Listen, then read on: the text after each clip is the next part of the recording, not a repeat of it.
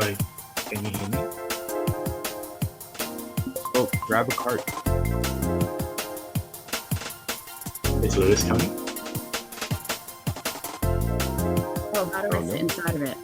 I think you have to click. If you center the thought, yeah. Oh, yeah.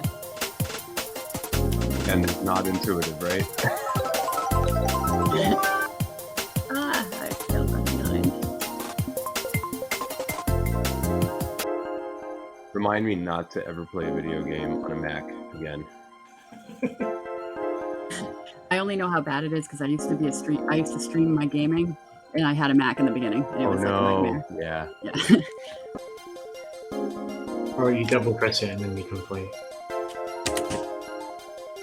Oh, let's go. Yeah, fly mode versus whatever it is. Wow, I want to see how high I can go. I see Path. He's flying too.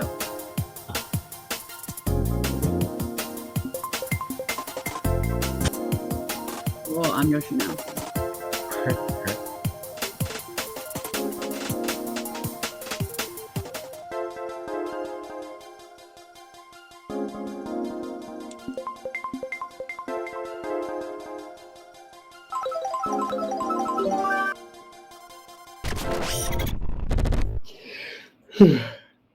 You're Yoshi now. Laughing, but I'm happy. That's awesome. I was able to come in from that area to this area with the same avatar.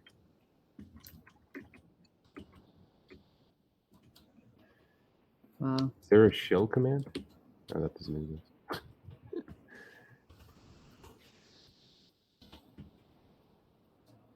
So yeah, if you buy a retro doge, you're sort of becoming part of the NFT community, but also the whole meme provenance community at large. It's something that's emerging in the crypto space. So with the power of the blockchain, we're able to record the provenance of all these different memes, not just Doge, but also like GigaChad. So the photographer and editor who created the GigaChad photos, they're all NFTs.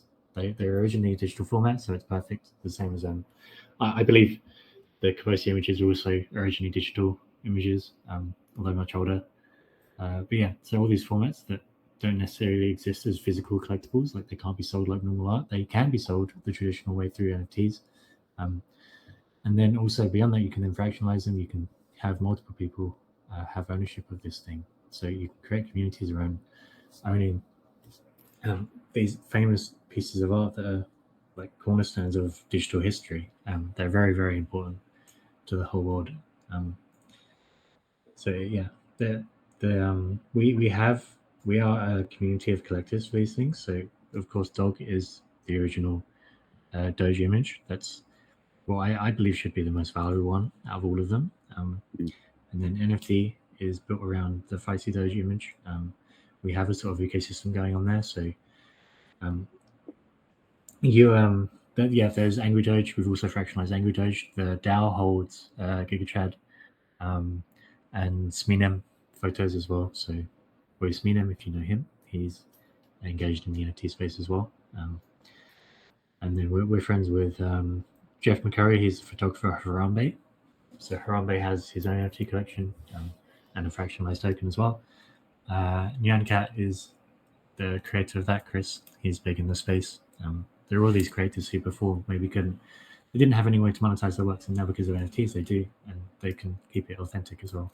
And of course, so Matt Fury, the creator of Pepe, he makes a series of NFTs. He has many different works that have come up, but it's been a great way to support him and to see him be rewarded for his work, which really he should be. Like these things are effectively public domain, but because they're so popular and they're made by like a single creator, the creator doesn't have a good grasp on controlling and like benefiting from it. So yeah, you don't really want to control it. You don't want to like copyright strike these things. So it makes more sense to just have like, okay, well this thing is authentic, and then value accrues to that as it becomes more popular, just like any traditional art piece would. Right, like so the Mona Lisa, for example. Yeah, you can go and take a picture of it, but it's not the original thing. The original thing always has that value because it has those stories around it, and it's a sort of magic. It's imbued by human storytelling and culture. That's what culture is. really. So yeah, we're capturing that and we're recording it on the blockchain. And yeah, it's not just about Doge; it's about all these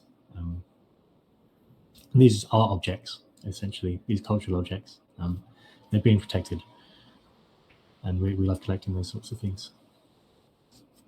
I love if you that. get a retro Doge, you're part of that community. Yes.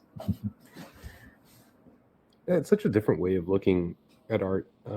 It still observes the traditional way we've done it for hundreds and thousands of years at this point, but it adds that layer of, I guess, accessibility for the people. I think that's one of the things that kept me here in the first place. Is, I mean, you have a mixture of artists from the real world and the digital space. Some newer ones, some older ones, etc. Like the fact that Jeff McCurry with his photography of Harambe can come and be a part of a community online, and we can have access to somebody like that casually.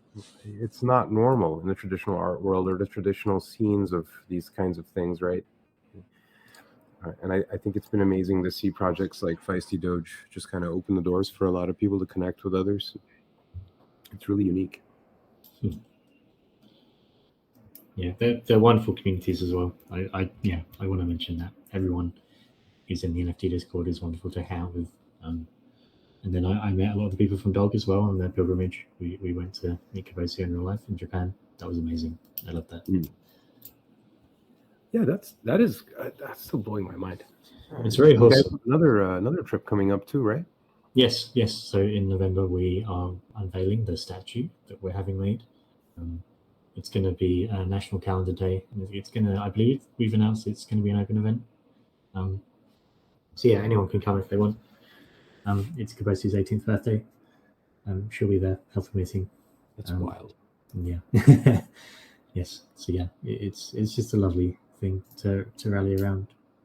Whereas like so many other things in the space, they don't have authenticity, and they're predicated on sort of hype and momentum and selling things to people, but like there's no substance behind them. Whereas our communities, our tokens, they actually have something, right? They have this authenticity and these real world connections. Yeah, absolutely. I agree with that. I agree with everything Path said. And I do think that although I do feel there's a barrier to entry for some people that still hasn't fully been surpassed, I think that allows the rest of us who have gotten into this, who do understand it, a unique opportunity to be the pioneers. If you're a trader, to benefit from the fact that it's kind of an exclusive group of people that really even understand DeFi, understand NFTs, understand the market. And it's a great place for people who do want to break out in the art scene to be ahead of the curve. I've seen some traditional artists that I really like that have broken into the NFT market. They've done very well.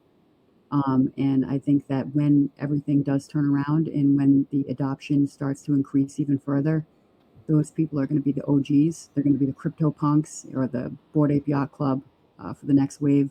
They're going to be considered in that realm. They're going to be the retro doges. They're going to be the people who were here throughout it all and who kind of, other people look up to and base things on as far as projects, art, you name it. So although we haven't hit a high level of mass adoption, it's a really rare opportunity for those of us who are here.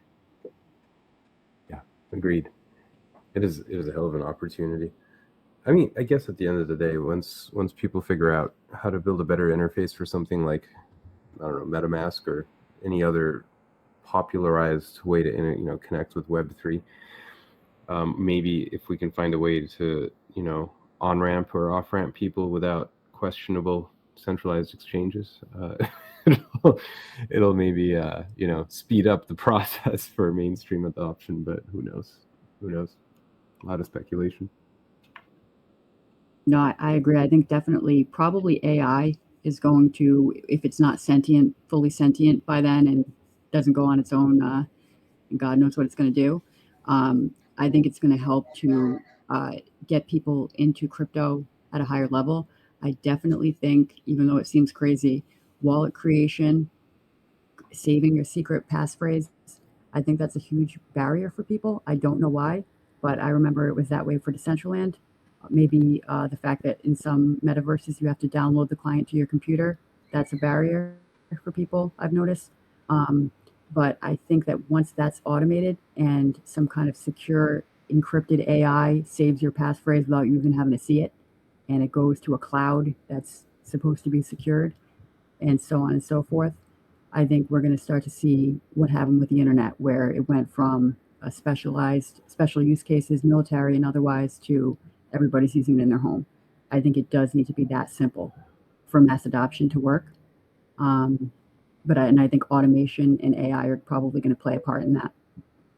This is the best worst case scenario is that AI becomes sentient and begins wearing Retrodoge avatars to communicate with us. Did I get that right? Yep, They out retro us. They out retro us. They collect all the rares, and we are left with commons. All right. Yeah, the Elon thing is kind of creepy. It's like a very derpy drawing. Did you guys notice the Rorschach retro doge over here on the map? Because I want that one. Wow, I'm loving these Easter eggs that you guys have in here. It's really well put together. Full effort.